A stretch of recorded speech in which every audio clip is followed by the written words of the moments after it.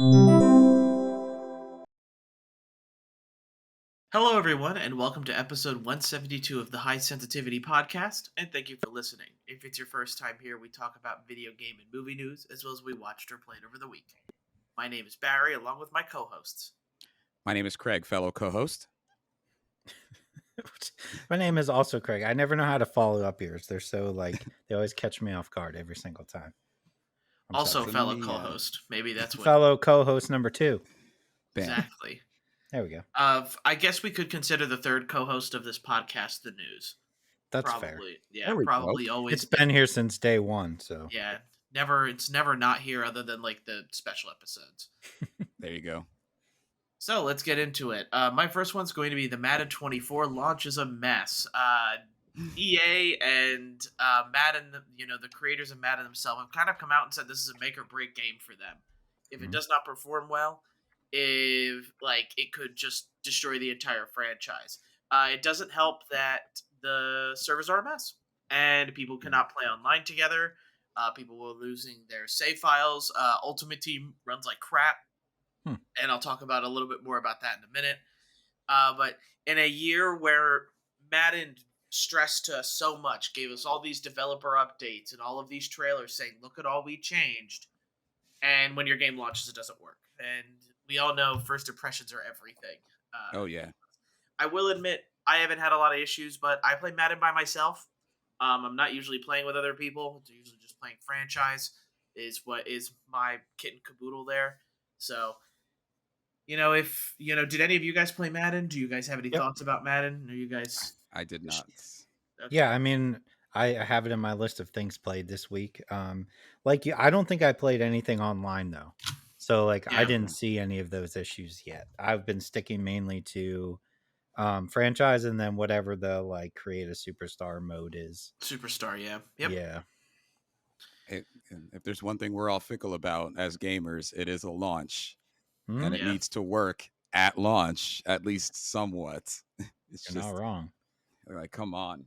It is making me a little nervous for college football next year. Yeah, we have to see. But that game's at least been in a development for a couple of years, so we have to hope that maybe the changes coming in NCAA will then come in Madden. Because now that I hope so. Maybe that's what they're doing, but I'll talk about that a little bit later. Okay. Next up for me is Blue Beetle. Blue Beetle is reviewing well and also is number 1 in the box office right now. Blue Beetle is being praised for its originality when it comes to being funny and really self-contained in the superhero DC universe. And it's just good to hear considering everybody continuously tells us about how superhero fatigue is setting in. It's just nice to see that Blue Beetle seems to be standing out among a very crowded superhero, movie realm here. And I plan on seeing it eventually, but did any of you guys see it yet or no? I didn't yet. I saw the Rotten Tomatoes score and I was like, oh man, but it still wasn't enough to make me go. I was going to ask, have the reviews made you want to go at all or anything like that? A little bit more than it did. Because at first I was like, I'm definitely going to wait.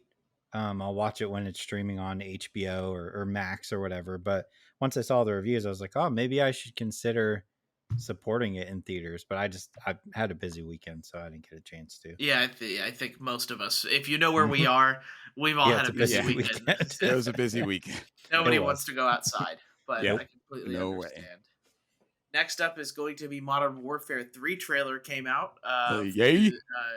And they've come out with a bunch of stuff as well. Like we're getting remastered Modern Warfare 2 maps. Map picking is coming back, which is a savior for Call of Duty for me. 16 maps from Modern Warfare 2. Yes, Outbreak, which is supposed to be Outbreak is supposed to be this really cool mix of like zombies, but with multiple squads. So, and open world. Yes. And open world. Like I love this concept. Like people are. I feel like before all this information came out, people were calling Modern Warfare 3 just a $60 expensive DLC for Modern Warfare 2. But it's not what's Overwatch. Coming out, with what's coming out, I am very excited. Like I've been excited for the story. Makarov is such a fun villain. He said the thing, Barry. He did say the thing. He said the thing. He said the thing. I am really interested to see if that comes back in some way. I think it has to be different. Right. But did you, by chance, I know in that short teaser, and he says no Russian, right? Mm-hmm. And then it cut to like somebody like in a plane. Yeah, and I was like, ooh, are we gonna get like a no Russian on a plane? Yeah, that's what it looked like. That would be wild. Looked like a hijacker kind of scenario happening with no Russian. Yeah, like in the bonus mission in Modern Warfare, Right. I think 1 or 2, like where you're doing that really crazy and fast-paced plane hijack there. So overall, and it also helps tremendously that like your DLC is going to carry over and everything like that. I think this is all wins for Call of Duty. I can't tell you, like, I'm excited for Modern Warfare 3. Everything they're trying to do with it, I am glad my stuff carries over. Because I've spent money on the guns and skins and things like that. Because I played a lot of Call of Duty this year, and I think I'm going to continue playing Call of Duty. Right. It is well worth it. Good for Infinity Ward. I feel like this is all like a step in a great direction for them. So no need to worry, everybody. Your Nicki Minaj skins will carry over to Modern Warfare 3. Yes, that's a deal breaker for me. I know that. And your Homelander skins will all. And your Homelander. We'll all go over there as well. Do you guys remember when you did like how you were feeling the first time you did the no Russian mission? Because like that's what when I saw that, it sparked it up again, and I don't know. What was that, like 2009? I don't know. A long time ago. Yeah. I don't know if we were ready for that. I'm interested in something that you said, Barry, like what does 2023's no Russian look like? Like, how do we, because it got a lot of flack back in the day when it happened anyway. And I know as we were playing it, we were like, am I supposed to be playing this? Like there was the option to skip it too. That was that was later added. Into it. Yeah, so when you started the campaign, it asked you. Yeah, so I feel like in this particular case, like the problem with a lot of this is like doing no Russian today, you run to a lot of issues with gun reform that we've had so much over these last 10 years. You have now a lot of kids playing rated M games that shouldn't have been playing that shouldn't be playing rated M games in general. Yeah, to be honest, nowadays, where it was a lot stricter back then, or at least I would say I don't want to say stricter. Parents are more aware. Parents are kind of like, oh, whatever gets them to not bother me, I'll get them the game that their friends. That's how it was for me growing up. Yeah, like, oh, I'll buy you whatever, because you're just going to be in your room anyway. My parents were more strict. Okay, my parents started off strict, but then they kind of loosened up a little bit as I got older. The other thing is that we're not in a time frame that is the same as when that came out. Like, we were still, even at that time, with the increased airport security, a different version of like where we were as like a nation too. I don't know. It kind of hit home a little bit more than it does now. So I don't know. I'm interested to see how it looks. I feel like as bad as it sounds, I think the closest thing they could do to make that kind of impact today, like it did back then, is if it was in like a school. You know what I mean? Like as bad as that is, because like the airport thing was a big thing at the time, and I just remember playing that and just feeling like you almost feel gross. You do. You most definitely do. Yeah. You feel some type of way, definitely. Mm-hmm. The only other mission I really, really want to play again is the I don't remember the name of the mission, but it's the one where you had to snipe him. And wasn't there like a Ferris wheel? Like I distinctly remember. Yeah. Yep, I know which one you're talking about. It's the one where you play as Price, and it's you got to account for the wind and all that. That was so cool. That was such a cool. Not really account for the wind. You didn't really have to at all. It just or the distance. No, it was the distance. I'm sorry. Yeah, it was the distance. My fault. He mentions the Coriolis effect, and that's when everybody was like, "Oh, I can Coriolis effect everything." That's everybody adds that into the world. Actually, yeah. All right. But other than that. Just super excited for it. And then lastly, Jeff Keighley is also announced when this podcast comes out, Gamescom will be going on. Yes. So just keep an eye out for new game news as well. I am excited. Yes. If you guys have if there's an announcement you think that'll be on there, what do you guys think it'll be? I will say 99.999% that we're going to get that PS5 Slim, since the pictures are already out there. Yeah. So that would be my guess. I don't know what else. I'm gonna say, I don't know. There's nothing really better than that theory, to be honest with you. Man. Well, do you guys think we're gonna get more more trailers for Spider-Man or more trailers for the upcoming games this year? I hope not for Spider-Man. I'm not gonna watch it, to be honest. If there's no trailer for Spider-Man. Maybe a little bit more hype with Mirage because they're trying to damper the fact that everybody's mad at the transaction announcement as well, or that there will be like transaction. I don't know. If I was, I would be putting a little bit more hype into Mirage. I mean, I'm going to buy it as a consumer, but I just mean, in general. If I'm thinking about like games that have delayed, maybe we get something for Lollipop Chainsaw, or that's right, or Prince of Persia, Skull and Bones. No, not Skull announcements. And Bones. maybe we hear something about the How to Kill the Justice League game after it's been delayed multiple times. That might be something that they want to let people know about that game. Biggest delay of the year, right? I was crying. Do you think that we see some sort of trailer for college football? Or is it too early? No, that comes out next year, doesn't it? It comes out next July. This would be the perfect time. Yeah. I just don't know. Like, NCAA is such like an American thing, and Gamescon takes place in Europe, so I don't know how. But when else would they put a trailer out for that? That's a good question. A PlayStation during a PlayStation Direct or an Xbox conference. I think like if it was me and what I would like to see from a trailer for college football, all I want them to do is you don't even have to show me gameplay if it's not ready. Show me some of the major college stadiums. Yeah, stadium shots. Yeah, and prove to me that you have got like what it feels like to be in for us, like what it feels like to be in Beaver Stadium. What does it feel like to be in Michigan's, stadium? Like all those, like give me those and show that you've put in the work to make those look accurate. And then I think that would sell a ton of people. No, you don't have to sell me. I'm just buying it. Yeah. Oh yeah. Regardless. I don't care if it's Madden bad. I'll buy it. Yeah. Just same. Not gonna lie. But that's all I have for news. What about you guys? A couple things here. Alan Wake 2 got delayed 10 days because of all the other games coming out at the same time. I thought that was kind of funny that they admitted that. Yeah. But they're just like, yeah, we're going to move it because there's a million other games coming out that same date and we don't want to compete with them. So thank you, Alan Wake, for not overloading us with 3 or 4 games that day now. I think 3 would have been. Yeah. So I appreciate that for sure. The other 2 are kind of interesting stories that I've been keeping track of this week. The first one I want to is the Starfield start screen issue. If you've seen that, I haven't. I just know about their preload times or whatever. Right. So copies of Starfield are out in the wild.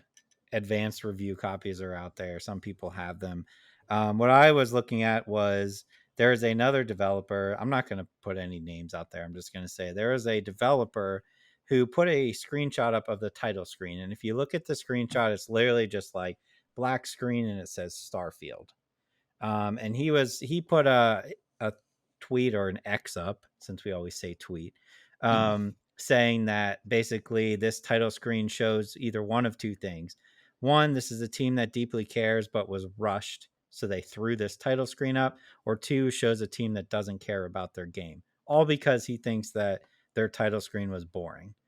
Now, which I think is a little ridiculous. And I did notice that one of the people from Starfield came out and said that no, we've had this title screen for years and we just really like it. It just felt so weird. Like that's what you're picking on. Just because you think it's too plain. I don't care what the title screen looks like. Yeah. If anything, I'd be interested to see how plain it looks that you have to complain about it, I guess. I mean, we could. Hey, let me see. Let's go. Right. I mean, I had it. You're rubbing off on me. I hate it. No, I love it. Now I can put it up to the camera here, and if you're watching on YouTube, you can check that out if you want. I will try and find it here. But do you guys care about the title screen? No, no.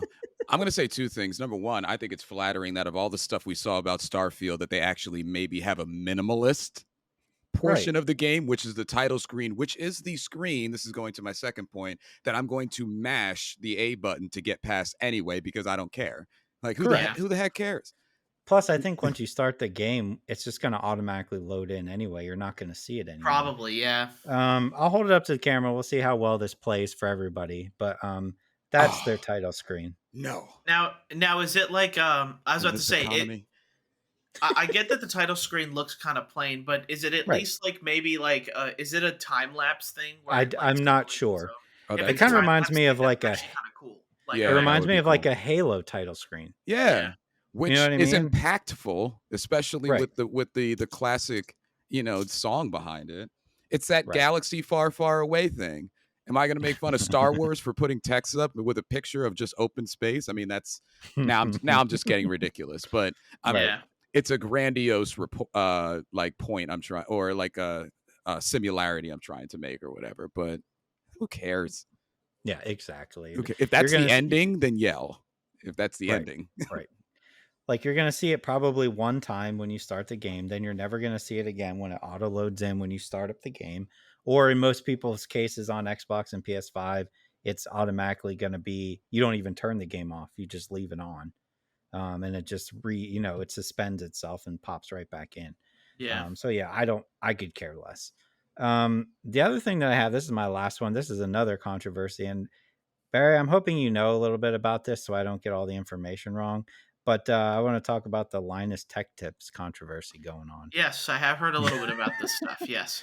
This is wild. I don't watch a lot of Linus Tech Tips. Here and there, I kind of jump in and know. From what I could tell, there was, I'm forgetting what it was they had. Was it a motherboard? CPU cooler. That was a prototype that was given to them to test. And they were told a specific way to hook it up, and they didn't, first of all, and then said that it wasn't good.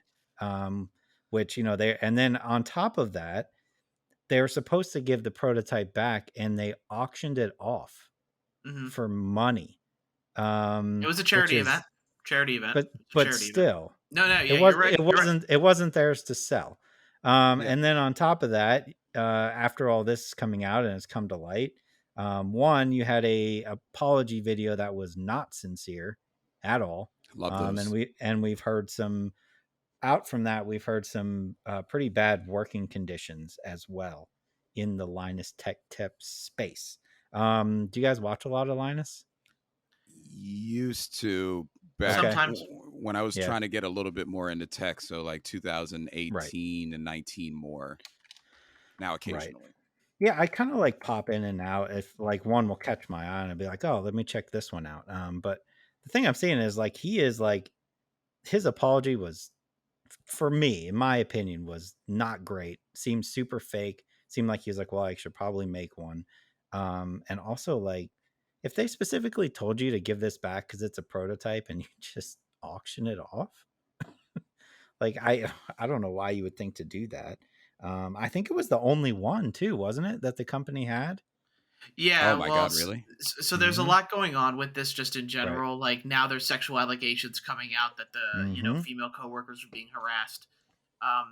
What a lot of this has to do with is apparently Linus put money into the company that gave him the CPU block. Like he's a promoter of this company, and then said it sucked, and then didn't give back the CPU cooler. From what I understand about it, a lot of it has to do with as well. Since that video came out, there are other gaming tip channel things that do a lot of what Linus does, but a lot of allegations and fights were going on between the channels because Gamer Nexus and Linus Tech Tips were both saying, no, their stuff's wrong, your stuff's wrong. Gamer Nexus is unreliable when it's Linus Tech Tips that's unreliable. So it is a big mess, and there is, they've since then slowed down production to try and get things right. But, a lot of their apologies are more like, oh, we've been uploading daily for almost like 3 years now. Of course, there was going to be, misinformation around the products we were testing, which makes sense. So with Linus Tech Tips, like they're they're going through a lot right now, but also they've hired at least an investigator to look at those sexual harassment claims that the previous coworker put through. But again, just a weird underside of YouTube where it's like Linus Tech Tips has been around for years. I think people have grown up with Linus Tech Tips in a way, so it's definitely something where, like a lot of the community is like, "Wow, like I didn't realize this kind of stuff was happening in my tech channel place." But again, I grew out of Linus Tech Tips. I definitely watched them a lot when I was younger, but not really anymore. If it's something I'm interested in, I might watch it or to see a review of a soundbar or something like that. But other than that, Linus Tech Tips stuff, like I'm gonna say it. I know just as much as they do about their crap. I can figure it out myself. Like at this point, so that's, the only thing that I've like jumped into recently was I went down a rabbit hole of trying to find like make your own arcade cabinet at home type deal, and like they have a ton of videos about like different types of like pre-built Raspberry Pis that you can buy, and they've tested them all out. Like those were helpful. But other than that, I really haven't watched anything in years. Yeah, I haven't really indulged enough either. I pop in and out, like you were saying, and to the people who are actually surprised at something like this happening, just we as a consumer of media and having favorites and any type of thing, just need to be ready at this point in 2023 for the how the mighty have fallen moment with whoever we love. Now, I don't know Linus Tech Tips from a hole in the wall, but like I'm not surprised that the video necessarily was not sincere. I mean, I don't know. It's crazy, and then the waterfall of everything happening after that is crazy as well. I haven't been paying much attention to this story, but I think I'm going to rabbit hole this like you, Craig, literally after this podcast, after dinner or something. There's tons of videos out there on it, tons, and like it does seem like a lot of bigger YouTube companies have come under fire recently. Like, wasn't Mr. Beast just sued? Yeah, for Ghost Kitchen type stuff. Though, like Ghost Kitchen stuff is a slippery slope. Like that stuff is very, very. All I can say is I ordered a Mr. Beast burger once through DoorDash, and it was awful. Like it was atrocious, and that's why they're getting sued. Yep, there you go. Yep. But yeah, that's all I have for news. Okay. I have just two. If you guys could guess what the most negatively received game on Steam is at this current moment. Oh, I know what it is. Does it start with an over and end with watch? And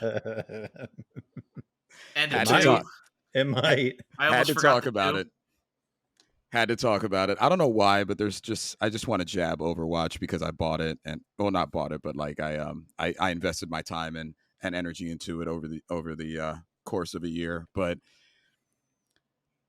how, when you think about well, I know how, but like I just think it's pretty interesting. So for y'all at home that don't necessarily know this, Blizzard, and they're essentially just trying to do whatever they can to bring Overwatch 2 back into the limelight, and they're already competing with a wealth of shooters that are getting it right, and they are making some decisions that aren't necessarily the best. So in one of those decisions was to make it available on Steam.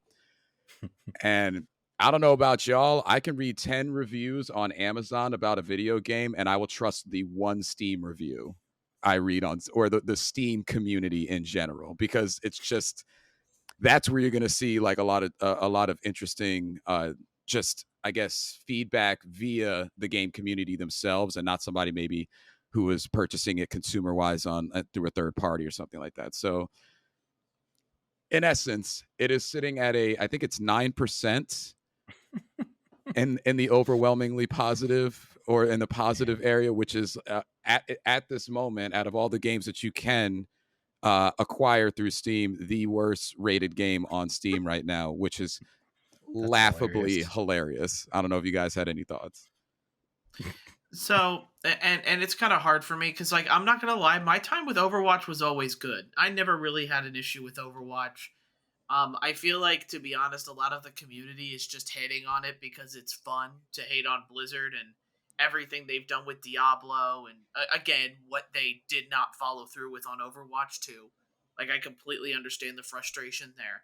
But the game's been fairly the same for many months, even years now. Mm-hmm. So I just feel like the community's kind of memeing on a game where it's like, I get it. Overwatch 2 isn't what anybody wanted. They decided to cancel the content that was supposed to come out for it and then kind of bring it out in a different way. And I get people are salty about that, but Overwatch 2 it's free to play. You don't have to pay for it. And I think that it's is there really this much hate in a game that, to be fair, does play fairly well? I don't think there's a lot of issues with it. At least the last time I played, there weren't a lot of issues with it. Like, does it deserve to be necessarily reviewed like this? I personally don't think so. And here's my question, my follow-up question to that. Number one, you're right. I haven't seen really any issues, just the server issues in October because everybody was trying to play it, which is natural. Yeah. But you don't think in their camp that they had one person that could have foresaw that maybe there was enough salty people and enough trolls out there that if you were going to add it to Steam, that you don't think there's one person that could have guessed that this was going to happen to their game? Maybe not worst game, but the overwhelmingly negative feedback and meme culture feedback kind of thing. Troll culture feedback is going to like lash out on them. I don't know. I feel like somebody's got a cousin that is on Steam every day that works there. That's like, and maybe we shouldn't. Maybe not yet. I don't know. Yeah. That kind of stuff's hard to really like. Like, here's the thing. They probably did know this, but my counterpoint to that is everybody complains that there's too many launchers for games on for games on computer. You need the Blizzard launch. You need EA Epic Game launcher. You need EA launcher. You need Steam launcher. So why not put Overwatch 2, if you're trying to get more players into it, on the most popular gaming stuff, like what everybody has on their computer, Steam. So I think they may have known, but I don't think they cared. They just wanted players to maybe play the game. Again, I'd have to look more into like why maybe all this is happening, but I just feel like everybody's kind of memeing on it, and it doesn't necessarily deserve maybe what's been happening to it. And I mean, it doesn't really mean anything either. Yeah, it's just reviews. But if you're a new person trying to play like Overwatch, and again, it's free to play, so why wouldn't you try it? Yeah, but if you look at the overwhelmingly negative, you're gonna be like, oh, this game's trash. And also, when it's overly negative, you're not gonna get recommended on Steam Store. So it kind of dells new gamers down. You wouldn't be looking for it. Knocks you out of the right algorithm. Gollum has a better score than it on Steam. I just had to say that out loud. That's all. Hilarious. That's all. I mean, I'm glad I have that little extra tidbit there. I needed that. And the other one I had is Lenovo getting into the game with their own handheld. A lot of people who are watching this or listening to this probably already know about this because it is coming out. What I wanted to more so talk about with Lenovo coming into the game with their own handheld, specifically with two things. Number one, I do like how they're kind of doing a blend with the Switch and the Steam Deck by having the detachable controllers.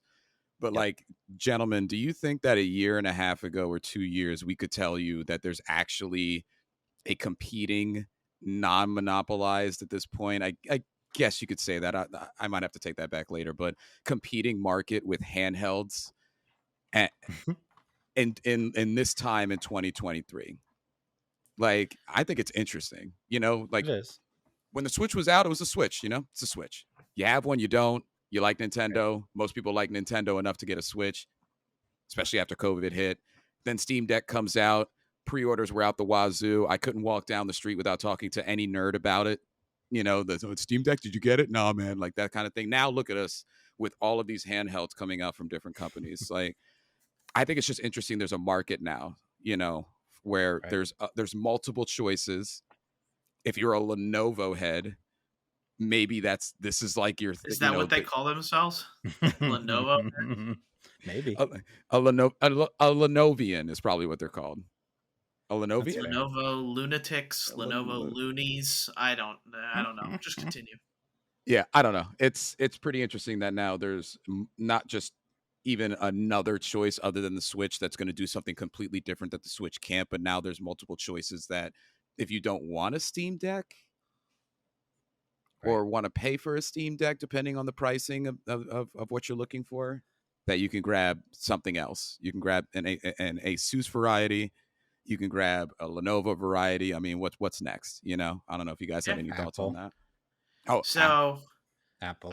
So here's the thing, and Craig, this is a question directed towards you. I'm not sure if you're ready for it, so I need you to be which Craig? Other Craig, the fellow co-host Craig. So ready. you have a Steam? No, the other one. Yep. Do you have a Steam Deck? You have a Steam Deck, right?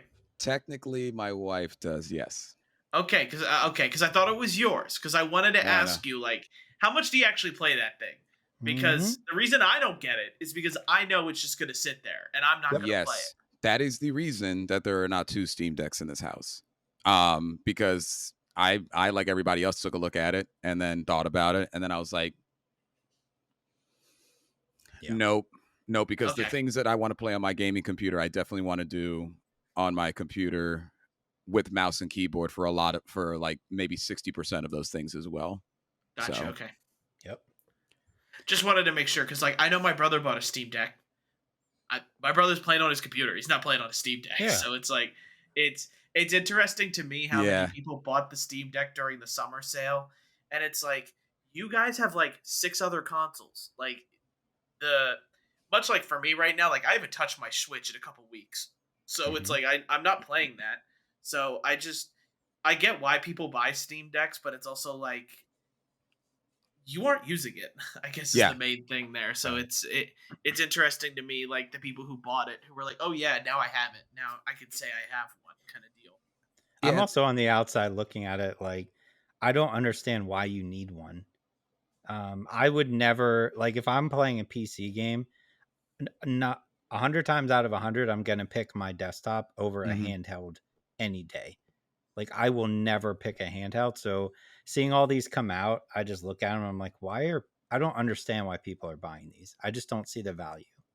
Yeah, I'm with you, man. Like I tell you guys about my Switch issue is that I can't even do most games handheld because I want the larger screen for, especially if it's like a big game.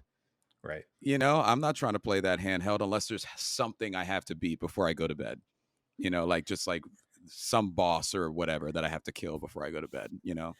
But to be fair, if I traveled a lot, maybe, because then I could be like, oh yeah, I'm gonna, you know, like if I'm thinking about it, well, I have my Xbox and my PS5 at home, but I really want to play Starfield when it comes out, and I'm not going to be home. Oh, I'll just take my Steam Deck with me and play Starfield. But I don't travel. Screen.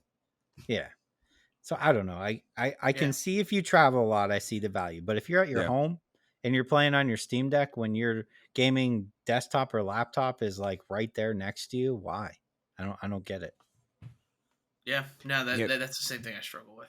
And then the only other small demographic that I could see is gamer couples or gamer roommates. We had one gaming computer until 6 months ago. So like if I'm doing something and my wife wants to play something on Steam, boom, there's another reason. That's a smaller demographic probably, but there's another situation. That's valid for sure. I bought a second desk because I had my computer and my Xbox and Switch on the same desk. And that was the same thing. My wife was like, what if I want to play something on the PC? What if I want to play Power Wash Simulator, but you're playing Xbox? So I bought a second desk so I could separate them. So it's kind of the same thing. Yeah, you're right. Yeah. So let's get into it. Games this week then? Yeah. Games this week. Quite a few. Madden. That's me. He played all the Madden. That's the list. That's the list. Madden. I also played Madden. I played the Texas Chainsaw Massacre. And then I played Akiba's Trip and Bayonetta Origins. Oh, wow. I was busy. He said it was a busy week. I want to hear about Origins when we get to you. I don't know if you guys were going to think that I was going to bring this out, but I started Baldur's Gate 3. Hey, there you go. Why didn't you tell me? Huh? Why didn't you tell me? because I was told by some smart Baldur's Gate fans that I should start a solo. I was actually told to do a solo first and then do multiplayer. I just meant you could have told me you bought it. Like, you guys were asking me. I wanted to surprise you guys. True. Sometimes I do that. It's Christmas in August. That's fair. All right. So, do you want to go into some of your older games, and then I guess we'll talk about Madden into Craig's review of Baldur's Gate 3. All right. Okay. So, Akiba's Trip on the Switch, which is a remaster of the original, which I don't know what it was on PSP, wasn't it? Mm-hmm. Way back when. Yes. My feelings on it are that I see a pretty decent game in there. And I just feel like the combat's a little too clunky. Yeah, I enjoy running around the town. It kind of reminds me of Yakuza, like the city, and like you can interact with different things. I mean, the idea is bonkers, right? Like you're attacking people and knocking their clothes off. That's a game. That is a game. But like I've always seen this game like bench it as like a decent to good game. So it's like, oh, I have downtime, I'll check it out. I think it's okay. I can't get over the clunky combat, at least on the Switch. And I tried handheld and with the Pro Controller. I was like, it just feels weird. You have to you have like 3 buttons, one for like hitting them in the head, chest, and legs. And then when you hit them enough, you can hold that button and try to tear that piece of clothing off of them. Yeah, it's a game. I actually don't mind all the talking either, which should be a surprise. That is I was like, oh, these are interesting characters, but yeah, I don't think I can keep playing it. Just Craig hates talking, so I'm kind of surprised. I do. Which brings me into Bayonetta. I'm still playing Bayonetta, but like there's a lot of talking at the beginning. Yeah, it is. It's slow in the beginning. I absolutely agree. It's slow. Yeah, I don't mind it though. Like do you the do the demo? Fine. Do you do the demo? Or you have? Oh, okay. No, so like I'm just like, wow, this is a long intro. Oh wow, this intro is still going. Oh, we're still going. Okay. The game itself is fine. It's a different way to play Bayonetta, that's for sure. Don't hate it. Don't know if I'll stick with it. It's kind of hard to say. I feel like it might lose me unless it picks up a little bit. Barry, does it pick up? So I will say, yeah, it does pick up. My main thing, and like I still need to finish it. Like I'm over 75% through that game. Okay. I get lost.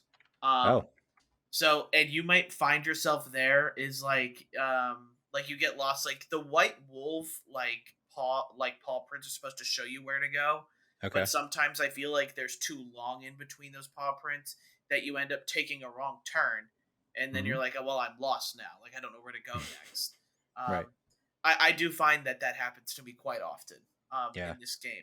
But, I loved Origins from what I play of it. Like, the main thing for me is I played the demo where that whole intro is. And then because the demo is the first couple chapters, when you load into Bayonetta, Origins from the game, you just get right into it. So it's like I kind of had a break between all that talking and then into the game. Right. So I feel like that's probably the better way to do it. Yeah. And I get that they're trying to like introduce all the different, it's not something you can just throw somebody into and be like, oh, they'll figure out how to do it. Like it's not complicated, but there's a lot going on. Yeah, for sure. Yeah, I mean, I don't think it's going to end up on like a list for me at the end of the year, but it's better than I thought it would be. That's sure. Absolutely. I agree with that. It's better than you think it is. Yeah. Craig, did you play Texas Chainsaw Massacre or not? I did not yet. Okay. All right. I played a couple matches, so it's on Game Pass. You can download it if you have Game Pass and play for free. First thing is you either get to play, you pick if you want to play as the family or the survivors, and I've yet to pick survivors and find a game because apparently nobody wants to play as the survivors. And like it's 4 survivors versus 3 family, and I still think even though family has less, they're overpowered. And they make a big point of saying like they're not overpowered and like it's possible to beat it, but like I have never lost as the family. And like I don't really get into these games like Dead by Daylight and that, so I don't think I'll stick with it. I think it looks good and it's fun, just to kind of like as the family you're going around and like if you hit somebody, you collect their blood. There's also blood vials you can find around the levels, and then you take them back to Grandpa and feed him the blood. And then what he levels up, and the more he levels up, he kind of like pings where the survivors are hiding. So it's kind of like a nice little wrinkle to be like, yes, you're trying to chase people down and try to find them, but in the meantime, you can go back upstairs and feed Grandpa and power him up to make it easier for you. But yeah, it's I think out of all the ones I've played, and I've tried all of them, Dead by Daylight, Friday the 13th, I think this is the best one. But it all depends on whether people stick with it. Yeah. And if people don't want to play as the survivors, it's going to die real quick, unfortunately. So I still want to try and play a game as the survivors and get like a full impression. But it's solid. If you're into those type of games, I think you'll really like it. There's a deep like skill tree progression for family and survivors. So like you can put a ton of time into it. But as of right now, like my worry is that it's going to die out in like a month. Yeah. Yeah. The reason why I haven't played it yet, Craig, my wife and I both, we know what's going to happen. It's happened with Friday the 13th, and it happened with Evil Dead, because we go really hard into it for like 15 to 20 days. Yep. And then that's it, you know? And yeah. And to be fair, like I played a couple matches, and then like I texted you earlier today, I bought Phasmophobia. I played one game. Yeah. So like, I don't really want to talk about it yet. And I had no idea what was going on. So like but I was playing Texas Chainsaw, and I was like, I'll just go play Demonologist, because like I have more fun playing that than I do playing Texas Chainsaw Massacre. So like that's definitely the genre that I prefer to play as opposed to this. I don't even know what that genre is called anymore. Do they have a name for it? Like the Dead by Daylight genre? That's probably the best way to describe it. Did Dead by Daylight start it, or was there one before it? I get them all confused. Dead by Daylight definitely propelled it. I don't know which one came out first, the chicken or the egg. Is it Friday the 13th or Dead by Daylight? Friday the 13th came out like 4 years ago? 4 or 5? I know I think it's shut down now, isn't it? I think so. Yeah. But anyway, yeah, I mean, if you're looking for a scary game, as we all recommend, I think just go Demonologist in this case. Yes. You're probably going to have more fun. Barry also recommends Demonologist. Mm-hmm. Yeah. They call it survival horror action. Multiplayer survival horror action. That is what that is. Okay. I mean, I know it has a big following. Yeah, people like it. It's not for me. I just don't get into it as hard as everybody else does. But yeah.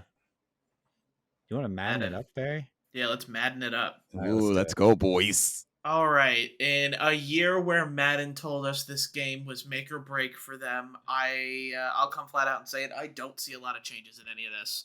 I don't see any. Madden still feels like Madden. And like, here's the thing. All they ever do is pour time into their ultimate team, because that's where they make all the money. There's no hiding. Yeah.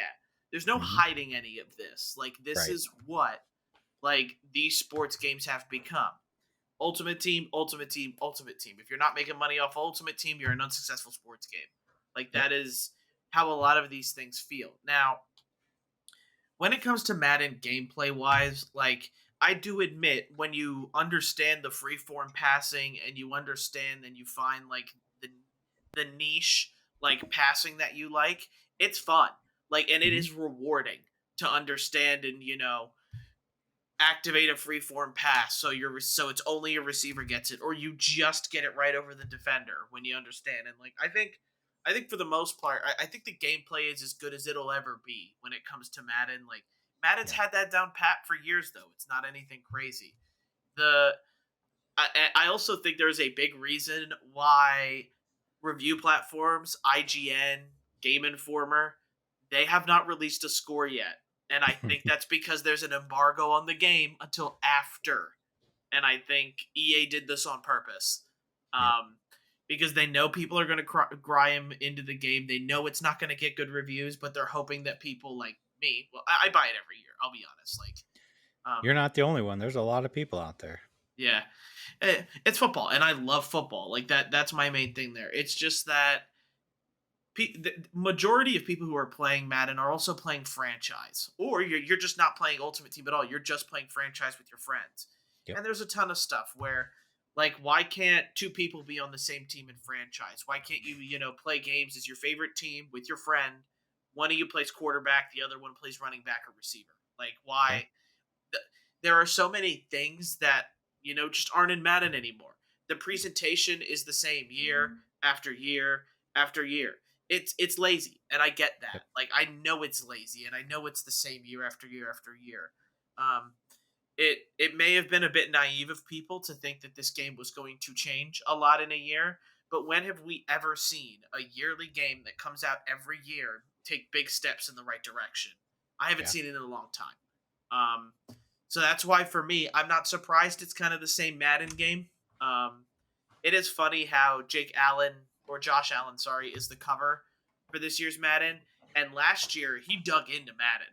Like, he publicly went on Twitter like, Madden's this. I will play 2K5 from ESPN. I still have that game. It's awesome. Like, I'll be straight up with you. That game is still fantastic. But a lot of this has to do with there's no competition. Like, EA has the exclusive rights to the Madden license. When you don't have competition, you really don't need to create a good game, especially with a sport as popular as Madden. Like, I think we're going to start seeing stuff with soccer soon, because EAFC does not have the FIFA license anymore. So FIFA can now freely, like, there's still a soccer game coming out, of course, but now, like, PES may have a chance to come in and do something, or another developer of a soccer game could come do something. Like, there needs to be competition in the space. We've seen too many times where there's no competition and no one really cares, or they just need to take a break. Yeah. Give us Madden one year, NCAA the other. Like, have two different teams. People would riot if they didn't have a Madden every year. Yeah, but just I mean like, release an update.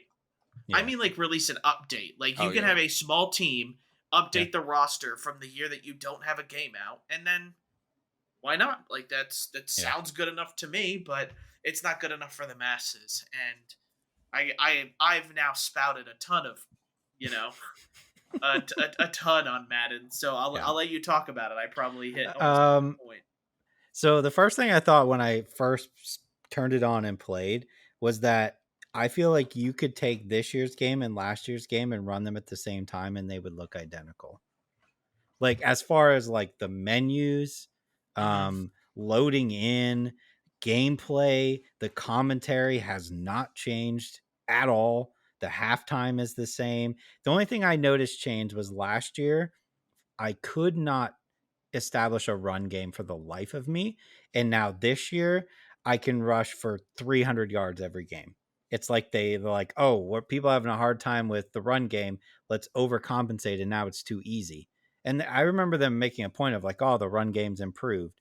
I was like, oh, my God. Now it's like, I feel like it's much better, but now I'm like, all right, now I'm just going to run all the time because that's what works. And passing still works, but I still go to the classic passing button output. I don't use the new one. I never have, and I just don't care enough to learn.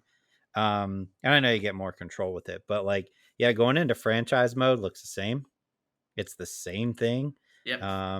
The superstar mode that I played like a couple games is the same thing. It's the same, like, here's your 5 or 6 pre-made people, pick one. And they give you very limited customization options. It's just, it's lazy. That's what you said, and I agree. It's just super lazy. I wish 2K would make a football game again. If anything, I think it would help Madden. It's the same thing we're getting with 2K. Everybody was complaining about, we don't care about the neighborhood. Stop making the neighborhood so big. For real. Stop giving us these, like, MMO type, quests we're doing. Like, I have one, like, if I turn on 2K right now, I have a quest to, like, grind 5 rails with your skateboard. I'm playing 2K. Like, like, I got so annoyed at that game, the amount of, like, stuff you had to do between each game. And I know they're saying the same thing, like, oh, this year it's gonna be, more condensed, and we're gonna make it back to what you really want, which is just to build your character and play the game. I think EA probably with Madden needs to do the same thing.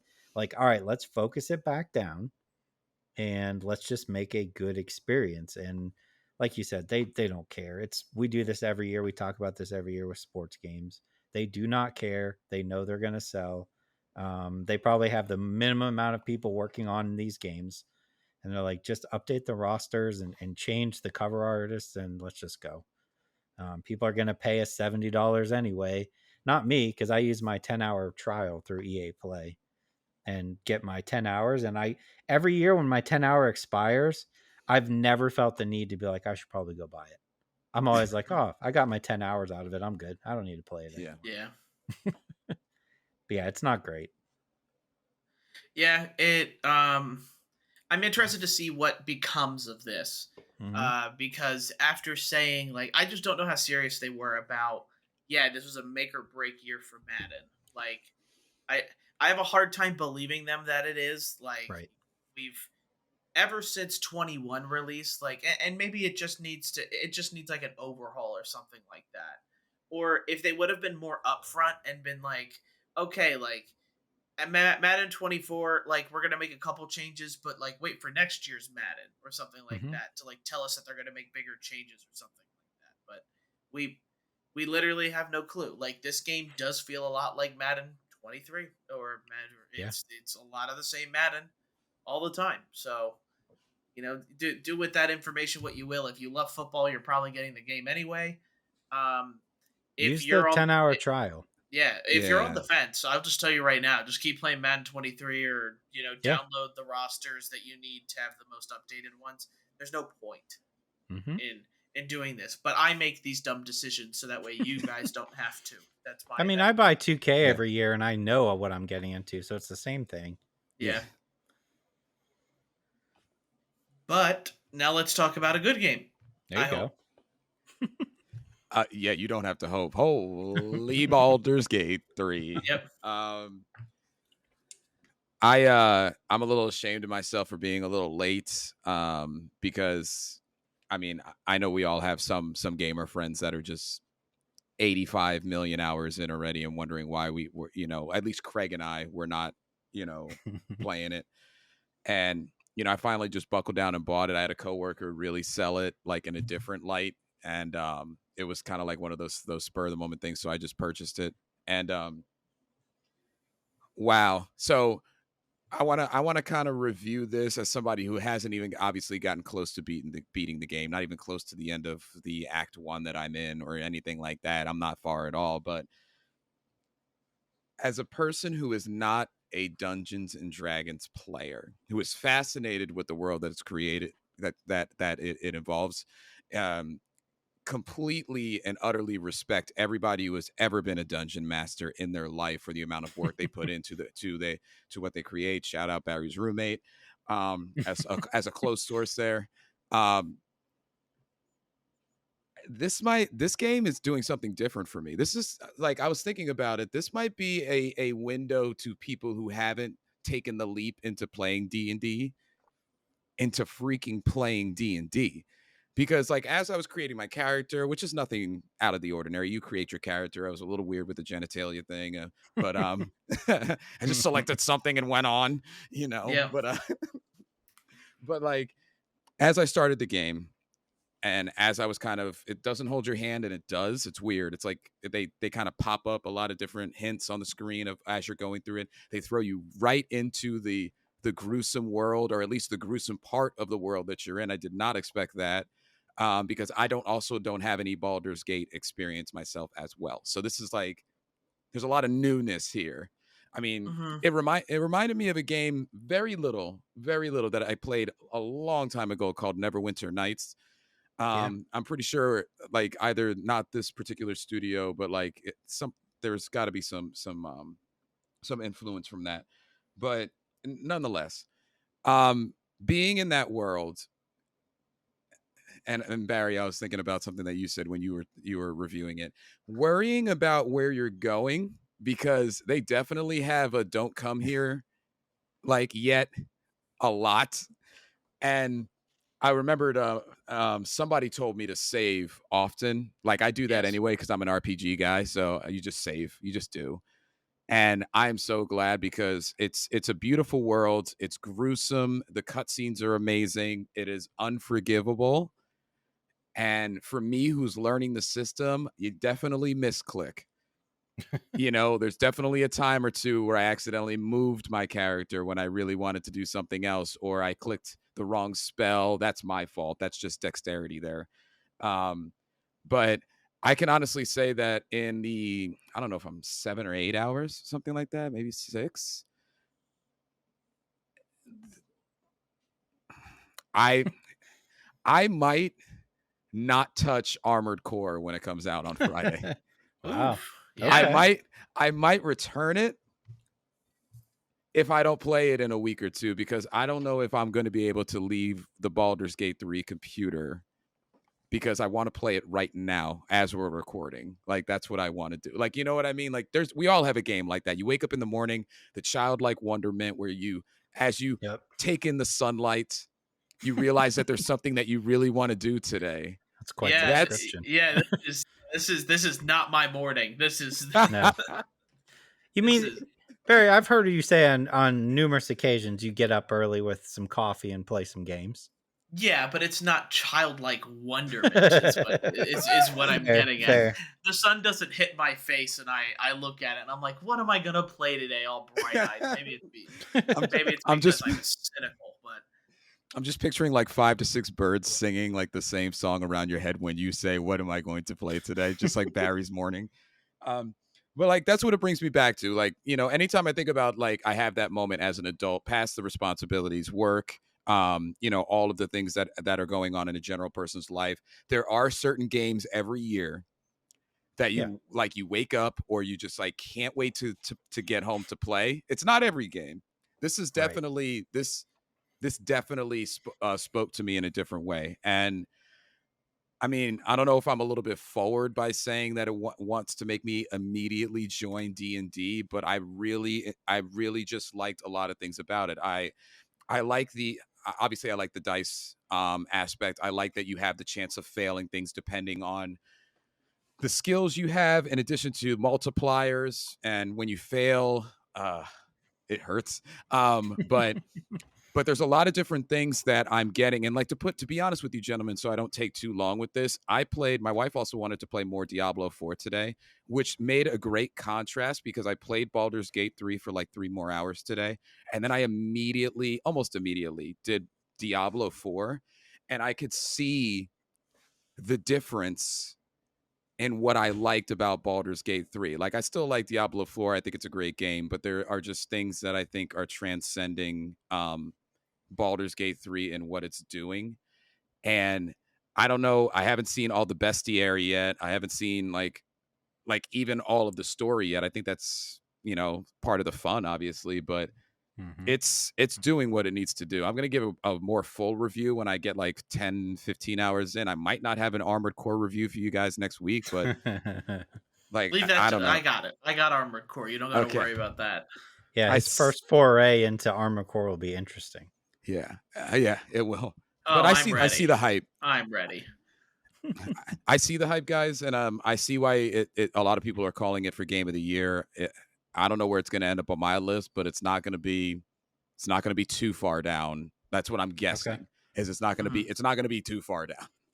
No, yeah, it's. Go ahead. Oh, I was gonna say, don't make it sound too good, Craig. I don't have time to play Baldur's Gate as well. I don't know why I started it now, but like, that's what I thought. Yeah. I was like, I'm still gonna start it. It'll be fun. I hope it's something that all 3 of us get at some point to play together. I know we do enjoy our time with Demonologist. I think we'd also just have as much fun with Baldur's Gate. But like, I will say Baldur's Gate multiplayer is a little bit different. I think you're doing it right, playing it as like a lone adventurer at the moment. I think it's easier to understand what's going on with the game, and also that like the one thing about the multiplayer portion of things is like people can be in conversations and you don't have to listen to any of it. So I could be in a conversation with someone, and unless you press join dialogue button, like there's no, you wouldn't know what's going on. I could get a quest for us, and some cutscenes are automatic. Like you get put into them. But as the person who's hosting the campaign or the game, like you are the main character in it. So your friends who with their created characters don't see as much of the limelight probably as you would hope, unless you're all taking turns initiating, contact with people and things like that. So, and sometimes the wrong person initiates contact. I'll just be completely honest. It'll be that. And that's what I like. That's one of the differences between Diablo and their, like, even things like traps. There's certain decisions that you make, not to compare the two, but it just made me think of what I was thinking earlier today, is just making the wrong decision, dialogue options out the gate that could be bad. I almost didn't pick up a character by accident by doing the wrong dialogue quest, and then I cheated. I reloaded in my last save. You save scummer. I'm a save. I didn't want to lose it, but yeah. So I think that there's a lot that goes into it that makes it a little more daring. Like a lot of the games that we play, or that at least I play like this, are a lot of make sure you do the spell correctly or at the right times, buff at the right times, debuff at the right times, point and click, move. This is like, let's think about it. It goes from active moments to turn-based combat without even an enemy being in there. I was walking into just an unknown cavern or whatever, and because I accidentally set off a trap in the cavern, it turned from me actively walking into a turn-based moment where then I had to move both of my characters at the time. And then the trap had a turn. I don't know. That's an interesting dynamic. And like, you can do that outside of the game, I hear. You could just immediately make it like turn-based, I think. So I'm still learning it. There's like a lot of things to learn, but I don't know. There's a lot of nuances that I could see they perfected with it. And I see why people are just, shouting from the hilltops about it. So that's fun. Sounds good. I can't believe you guys are talking about Armored Core. You're not even mentioning potential game of the year, Immortals of Avium, coming out on Tuesday. Look, I told you I'm worried about that game. I hope it's good, and I hope you like it, but I do not know. I am nervous for that game. Everybody's all Armored Core. Yeah. I'm like, you know what? Give me some of that Immortals of Avium. Doesn't it look like a magician's audition tape with some of the stuff it's doing? Just like it's Call of Duty magic. Yeah, a little bit of Ghostwire Tokyo with that kind of, with the hand motion. Yep. Movies this week then. We all had a podcast gathering to go see Barbie. Craig and I's first time seeing Barbie. It was quite the fun time, but yes. I'll be honest, that's all I watched. I started The Witcher's final season with Henry Cavill, so I'm working on that. But other than that, that's all I got. I knocked out No Hard Feelings and Elemental, Pixar's Elemental. Okay. I'm buying that DVD, but I don't have it yet. You'll have to Elemental? let me know. Yeah. Okay. In addition to Barbie, I watched The Pope's Exorcist, which is on Netflix now. Yep. And I finished Twisted Metal, so I have final thoughts on Twisted Metal. Yeah. So I guess we could talk all about Barbie. Sure. First off here, me and Craig. Go, Ken. Barbie is an absolutely fun movie. I really enjoyed it. It is unapologetically like a Barbie movie. Like, it doesn't cut any corners. It doesn't. I like that it's kind of no fault attitude for like, hey, this is a movie about Barbie. It's about women. We're gonna make fun of men, and we don't care. Like, if it offends you and that kind of thing. And I like that. I don't get offended easily, so I enjoyed the movie. Like, I can definitely see, males going into this movie and being like, well, that's stereotypical of men. I don't like this. This is making fun of me kind of deal here. But it's all in fun. I think it's acted superbly well. I think Ryan Gosling's great. Margot Robbie's great. America Ferrera's great. All of them are just a great casting choice. I guess really my only kind of comment on the movie is I'm not the biggest fan of the ending. I don't. Why? I don't know. I thought the whole moment with Barbara, or Ruth, I guess is what they call her, like that whole moment where what do you want to be? It's like, okay, Barbie can be a real girl. I thought that was always the point. I thought the whole point is that anyone can be a Barbie. I didn't think that. Yeah, she wanted to be a person though. Yeah. Or wanted to be a person. It's the I just thought like I thought the whole Pinocchio hand issue. holding thing, flashback thing was weird. Just me personally, like I like the movie still. Regardless, I guess that she wanted to be a person was her thing. She didn't want to be a Barbie anymore. So I guess that's the point. But it is funny to me. I did send you guys a message, like the similarities between Barbie and Black Panther were quite fun for me to look through and that kind of thing. So it's like, oh, I didn't realize that. No wonder this movie's great because it is its own thing. But like the joke is that it's much like Black Panther in a way. Yeah. But Barbie is fun and it is funny. I like all the jokes about it. John Cena, I'm coming after you, just so you know. Yeah. You took a brewski from Dua Lipa, and I can't have this. I would have been. They should have casted me in the movie. Where's Pat Ken? Yeah. Where's the Ken for me? This man was literally fist pumping in the theater when Dua Lipa showed up. much to our jest or our laughing at with Anne at you, not just with you. Yeah. She had more scenes than you thought she would, man. Yeah, 3. Absolutely. Yeah. I thought she was going to be in the movie for like 5 seconds. She's in it for like 30 seconds of screen time there. Yeah. But yeah, no, John Cena, nope, not. If I see him on the street, we're fighting. So. But I'm with you, Barry. I thought Barbie was a fun movie. I LOL'd a lot. For those of you who don't know what LOL is, I laughed out loud a lot.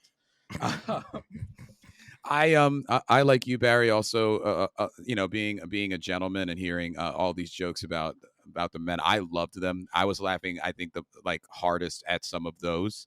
The one where, oh my God, the one where she was like, "Can you explain the movie Godfather to me?"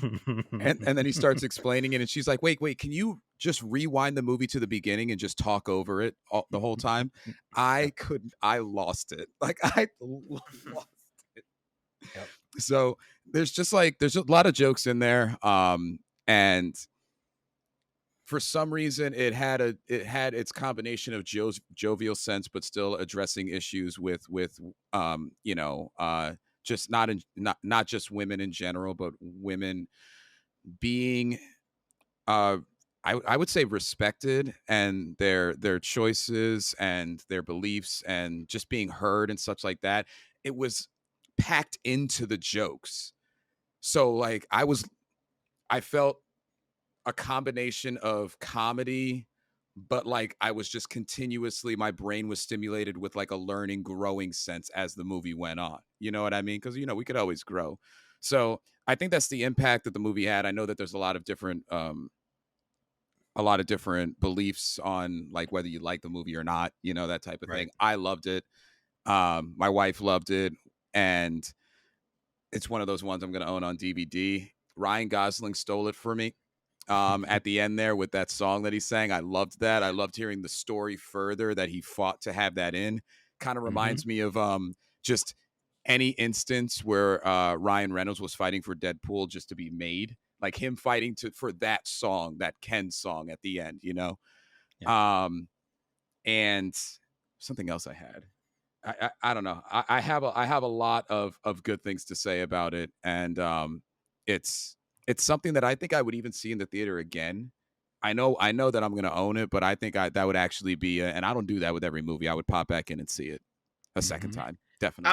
I was gonna ask you, you are the least moviegoer of me and Craig here. So does your experience in the movie theater is it a positive one? Do you think you might go see more movies in a theater? That's a great question. And how it was with Barbie? Yeah. No, that's a fantastic. Broadcast journalism, great. Yeah, there you go. There you go. $100,000 degree. I ask good questions. Yeah, you do. If there was a movie besides maybe, I don't know, a specific Marvel movie or something to get me invigorated to go again, or It 3, it would be this. I think it was the perfect movie for somebody who doesn't go to the movies to go to see. In addition to some of the small changes that I saw in movie theaters in general, things like picking your seat. in the busyness that is the area that we lived in, still managed to find a theater that wasn't packed when we went as well, which was fantastic. That's a big thing for me. With if it's packed, I like never want to go again. Like, you know what I mean? Yep. I don't want, Yep. but I I loved the experience. You know, I loved it. And for somebody who does the movie thing a lot, but obviously at home with the popcorn that I made at home, you know, it's kind of nice to just sit in a seat with some friends, watch a quality film, laugh, you know, look at each other, do the comments in the beginning in the trailers like you always do, not seeing that, you know, like things like that. It was just there are certain things, certain nuances that brought me back to why I love the movie theater. So yeah, I think it kind of reinvigorated. We'll see if I actually do like very soon go to a movie. But it definitely reinvigorated the reason why I love movie theaters and seeing things in seeing movies in theaters. I'm always fascinated when people say they don't go to the movie theaters. Like my first response is always like, why? You know what I mean? Like it always throws me off because I go to so many and like I have my entire life. Even to the point where like when I was in high school, like I would go by myself. I did not care if there was a movie, I was like, I'm gonna go see that. Hey, I'd call one of my friends, be like, hey, I'm going at this time, and if they're like, oh, I can't, I was still going. Like I did not care. I was there. Sometimes like 2 or 3 times a weekend, just constantly going. So anytime anybody's like, yeah, I don't really go to movie theaters, I'm always like, well, what do you mean? What is that life like? I don't get Yeah. it. I think for me, and I don't know if anybody else shares this sentiment, but I think for me, like I used to go to them a lot more, especially during what we would consider, would that be the Marvel first and second wave? When was like Civil War and Yeah. all of those coming out? Yeah. 2017, 18, 19. I Yeah. was definitely going to it. I think I succumbed to the COVID happened, so I just Yep. naturally movie theaters went out of my mind, and then when everything opened back up, even years later after it opened back up, movie theater did not come as a thing. Yeah. Necessarily, I like never got back to it, but you know, I think it took me a solid 2 years to go back. Like I didn't go 2020 and 2021. And when I started going in 2022, it was still kind of like uh I didn't like you didn't eat food, you just kept your mask on the whole time, and I was just like yeah, stay as far away from people as I could. It was just even going back then was like a little uncomfortable. So I was like, it just feels weird. I don't want to be near people yet. I'm not ready for like a packed Marvel movie yet. And like now we're pretty much back to normal, new normal, recliners and all that, which is so much better. Oh my god, Yeah. the recliner. Mm-hmm. But yeah, Barbie's great. Barbie's great. All right. No hard feelings. Jennifer Lawrence. I can't remember the last movie I watched of Jennifer Lawrence. I feel like she's been not in a whole lot in the past couple of years. I mean, she was everywhere after Hunger Games. I feel like I had no interest in seeing this, and there's another one of those movies you look on Rotten Tomatoes and you're like, oh, it's at like a 70 something. That's pretty high. I should probably check it out. It's pretty good. It's I guess you call it a romantic comedy. Premise is super simple. She is trying to save her house that her mom left her because she couldn't pay the taxes, and she gets her car repossessed and she needs a car. So there's a family who want somebody to date their son before he goes to college, and they'll give them a car in exchange. So that's like the whole premise. I think when she's doing comedy is when she's at her best. She is putting a lot on the line for this movie in the name of comedy. I feel like if more people would have saw this in theaters, we would have heard about it. But like I'm talking specifically, and I read into it because it was so fascinating to me. She does a scene where her and the guy go into the ocean skinny dipping, and then people steal their clothes, and she proceeds to come out of the ocean and beat up 3 people. She gives somebody like a Brock Lesnar suplex, and she does all this completely naked. And like there's this whole story about like she actually fought for that. She was like, no, I want to do it because I think it'll be funny. And it was just like it's awkward and weird, but like when she's doing over the top comedy, I think she excels. Mm. And she's really good at it. So I enjoyed the movie. I thought it was pretty funny. I don't think very many people saw it in theaters. So for sure, I would say check this one out. It's a good time. And Elemental, I'm gonna go with it's pretty good. I wouldn't put it in the top like echelon of Pixar movies, but I enjoy the premise of it's the different classes in society, and like one doesn't intermingle with the other. Like the deeper meanings going on here work very well. Kind of reminds you a little bit of like a Romeo and Juliet type, like, the water, she's fire, he's water, they like each other, but the parents don't type deal. It's very pretty. The story's fine. I just don't think it's like, oh my God, this is the best Pixar movie I've ever seen. I don't even think I'd put it top 10 or 15 Pixar movies, honestly. Top 20. I don't know. How many Pixar movies have there been? That's a good question. Yeah. Like I'd rather watch this than like Cars, but like it's not going to touch like any Bug's of the Life? other. No, I'd rather Something watch like that? Bug's Life. I'd rather watch Bug's Life. Is that a good barometer? Is that a good It barometer? is. Would Yeah, you rather that's like watch a that good than middle Bug's of the Life? road. Yeah. Yeah. I feel like personally, it's a movie that's probably going to get forgotten about in a year or two if it hasn't already. I don't think it did very well in theaters, did it? I think at some point, and my friends were trying to like get under my skin with like Spider-Verse, but I think toward the end of Elemental's time in theaters, it surpassed the first Spider-Verse movie. Oh wow. Which is, it's not a surprise to me. The first Spider-Verse movie was a complete and utter like shot in the dark success, sort of deal there. So but they were just trying to get under my skin with it. I knew what they were trying to do. Yeah, I mean, it's worth a watch for sure. It'll end up on Disney Plus pretty soon, I'm sure. And again, Pixar just blows my mind when they do water effects. It's incredible. I don't know I don't know how they figured it out. They have it down. Yeah. Oh my God, it's incredible looking. So yeah, it's worth a watch. I don't think I'm probably going to buy it. Maybe if it's like a Black Friday $10 Blu-ray, maybe. But I can't see myself watching it again anytime soon, honestly.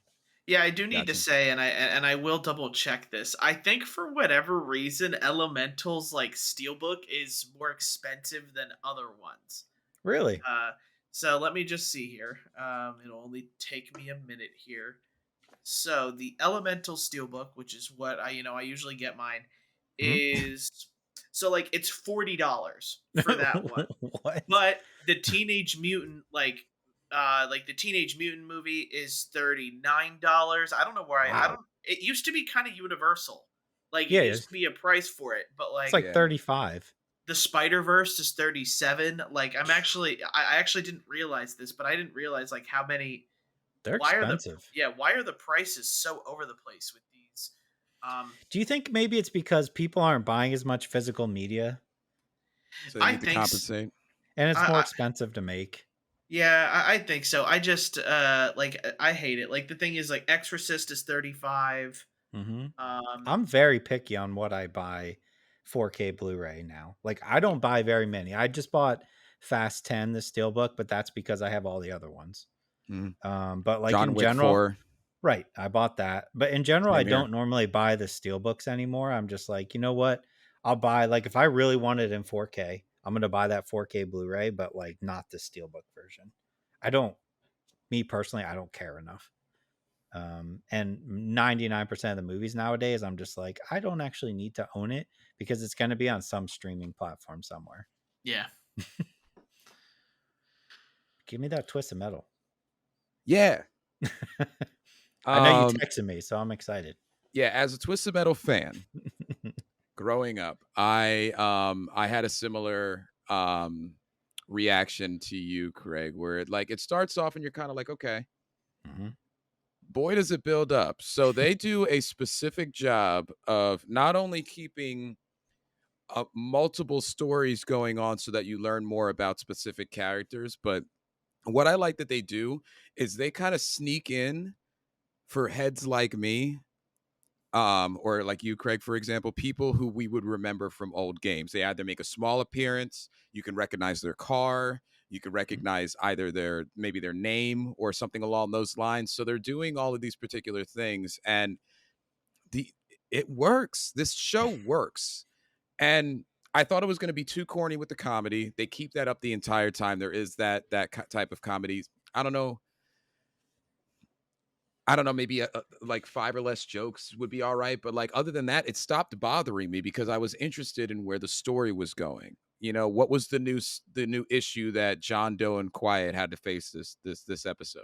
And they found a way to not only make it a very easy story to follow, but to also just make it entertaining so that I wanted to know more. And lo and behold, towards the end, they really ramp up the thanks for staying with us this long by reestablishing the season, what is going to be season 2, which is actual Twisted Metal. Yeah. I guess does spoilers matter? Because that would essentially lay it out for anybody who knows Twisted Metal. I don't mind. Yeah. Yeah, they essentially lay out the fact that there is going to be a Twisted Metal tournament the next season. Mm-hmm. And what's cool is they go as far as to show not only does the brackets, they show a lot of the people that we were looking for, Craig. You know what I mean? I saw Mr. Grimm on there, and I was like, oh my God. And Axel. I saw him and Axel. One thing that they did really cool in the show and made it kind of practical reality, it made me think of Darkseid, that convoy of the tractor trailers. They have like an active tractor trailer convoy of survivors that continuously connect and break off. And they keep moving down, and they made it look believable that could happen, in a post-apocalyptic world. So most people who like Twisted Metal and are watching this just to kind of see, are waiting for these characters to get introduced. Preacher, Outlaw. Well, I mean, Outlaw was kind of from the get-go. You could see that they were going Outlaw with that, but I don't know.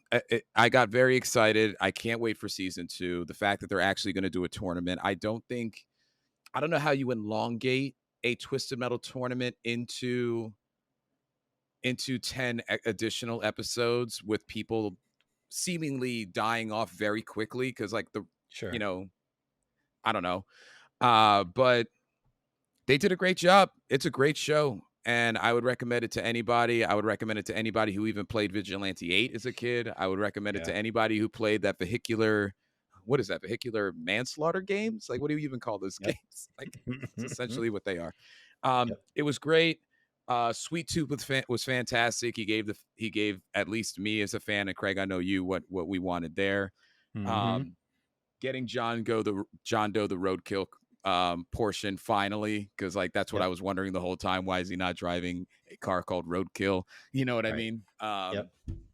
There's a lot of different things going on there. So and they had a good back and forth, John Doe and Quiet as well. Did you enjoy that last episode does a good job of like giving you Twisted Metal. But did you enjoy, before they get in the car, John Doe and Quiet arguing about like, oh, we should put this weapon on, and she's like, no, we need more defense, and he's like, oh, if we put this on, we'll have more mobility, and I was like, because that's Twisted Metal. Apart from like I said the other week about like the sound when Sweet Tooth shoots his missiles. Yes. His flames on his head, like everything just culminates in that last episode where it starts with that big car combat scene. You're like, oh man, that's what I wanted. And then you get hit at the end with the tournament, and you're like, oh my God, that's what I really wanted. And then you get hit with the other characters. You're like, oh my God, they did. They probably could have sped up the season, maybe like 7 or 8 episodes instead of 10. They could have. Yeah. But overall, they did a fantastic job. Yeah, I could see where they spent more time trying to have the bonding moments, like the movie theater thing. Yeah. Maybe they didn't need to do that one. The ball pit one is where they actually like physically show that they like each other. I don't know, but it was cool that last car battle, specifically when you could see cars that you recognize, but it was in the car graveyard. What was that? Who drives the pink hearse? Is that Thumper? I forget who drives the pink hearse, but that car was throughout the episodes, and like it's a very recognizable car. At least I'm very sad I'm forgetting the driver. Mm-hmm. But I don't know. It was a great nod. And they did a lot of Easter eggs and a lot of things to make you really, really appreciate it. The only thing that I feel that they pushed a little bit was the additional scenes inside of the walled city. Yeah. Like, I get they were transitioning because that inevitably creates what is season 2 with John Doe having to drive. But I don't know. It was a great series. I was worried about it, and I definitely was not as I was watching it. I was definitely engrossed. So that's Twisted Metal. Yeah. And then Pope's Exorcist. Yeah. Last one I have this week. I was surprised at how much I liked this movie. Exorcism movies, for those of you who have tried to watch at least more than a couple, are a slippery slope because there's this pedestal that the Exorcist actual movie is on. For a lot of people, it still holds true, even though that movie came out in the 70s. Yep. 70s. And you have this plethora of the exorcism of first and last names that come out. Some of them do something better than the others, whatever. And now you have the Pope's Exorcist. What this particular movie did right was, number one, casting Russell Crowe, number one, in terms of if you want an actor, an acting skill there. But the story progressed well enough where I actually cared about the story. That's the problem with scary movies now, is you don't care about the story. They either don't go into the characters deep enough, or they try some off the cuff like humor moments that don't land, or they go with the classic algorithm, like that algorithm that of the teenagers, where you have like the one nerd that goes with the jock who goes with like the cheerleader or whatever. This one, the characters, there weren't too many of them. They gave us enough of the story. The exorcism parts were not overdone, in my opinion. There wasn't too much of that, like trying to go above and beyond. I think that it progressed well enough. And then when the half hour came at the end, where you saw like the climax of Russell Crowe trying to battle this demon with his friends, so to speak, his super friends, it landed when they were doing more demon-esque moments, like contorting and crawling on the ceiling and things like that. I think that there wasn't, like, Barry, you could watch this movie. There were no jumps. There's no jump scares. I can't think of one. There may be, I don't know, like one in the credits when you see an actor that you didn't think was in it. I don't know. That was a bad joke. But I thought, I was going into this movie thinking they were jump scares. Normally exorcism movies are, Right. There's a lot of docile moments where you think the demon is out, and then the person lays there, and then whomever is the main character walks up and says, "Sarah?" And then you pop up with, their eyes coming out of their sockets or whatever. That's what demon or exorcism movies do. This one, not so much. And because it did that or didn't do that, I paid attention more to like what was going on. Yeah. So, hats off. It's not movie of the year. It's not going to be Talk to Me in terms of the impact that it has on the scary world. But would I watch this? If I'm thinking of movies I've watched in the last year or two, would I watch this or Smile again? I would watch this. Yeah. I don't know. It was a very different type of movie. It can have a sequel. They kind of left it to that. I don't think they should, but I'll watch it if they do. I'll watch as many as they want with Russell Crowe. Yeah. In that role, just because he's so like not the typical I don't even know, like clergy member, where he's like disrespectful to the demons. He's like, it's so over the top, but it works for Russell Crowe. It does. Just like he would be like the cool priest in your local church is what he is. But I love that movie. I thought it was great. Yeah, I agree. But that's all I watched. Cool. All right. Well, I want to thank everybody for listening. If you could, please make sure to review it on your podcast listening platform of choice. Make sure you like or share it with friends that you think might like it as well. If you're watching on YouTube, please make sure to like and subscribe, and also comment. Let us know about Boulder's great. Tell us that Madden 24 is actually the secret gem that I don't understand. My brain's just, my brain's too naive to understand the complexities of Madden and how great it is. I'd appreciate any sort of, feedback. I appreciate any sort of, even you watching or liking or sharing it. I enjoy that all. I thank you guys for doing that and supporting us. And with that, we'll see you next time. Bye. See you later. Later, guys.